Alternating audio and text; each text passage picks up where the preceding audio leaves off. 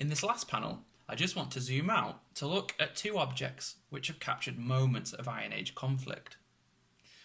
The first is a golden brooch from the Iberian Peninsula.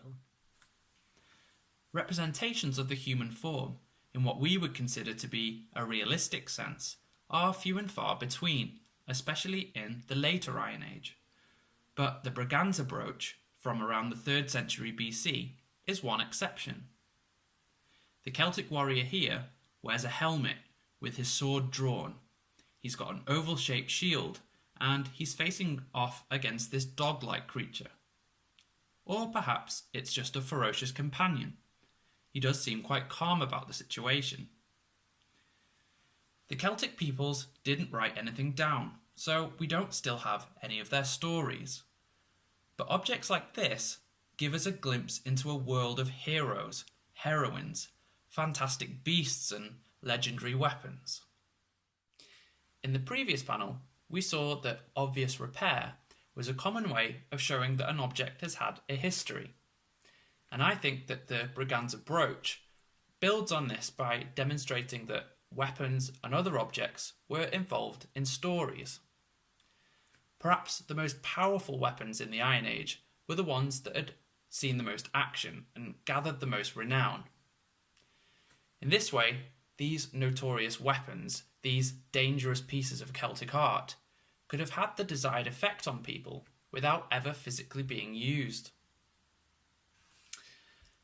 The second object comes not from Celtic Europe, but from the Roman world. It's a sculpture known as the Dying Gaul. This version is on display at the Capitoline Museum in Rome, and it tells a very different story about the Celtic warrior. He's actually a Roman marble copy of a figure from a 3rd century BC Greek monument commissioned by Attalus of Pergamon after his victory over the Galatians. The warrior has typical Celtic features: spiky hair, moustache and a torque, and he's lying mortally wounded on top of his shield, with his sword and a horn scattered around him. The shield here is being used as a kind of shorthand to represent defeat. The body on top of the shield is a powerful and deliberate inversion of its role. We don't know exactly when this marble version was created. We don't really know whether it was meant to represent a Galatian Celt like the original did. Perhaps he is a Gaul, or maybe even a Briton. Perhaps he was made to represent an individual from any of the Celtic tribes of Europe. Either way, the message was the same. The sculpture stands as a testament to the might of the Roman Empire over a primitive and barbaric people.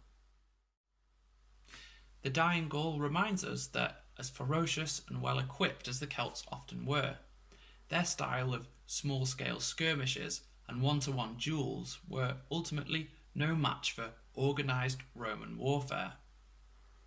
These two objects both use weapons in a powerful way, but the two very different artists have used that power to very different ends.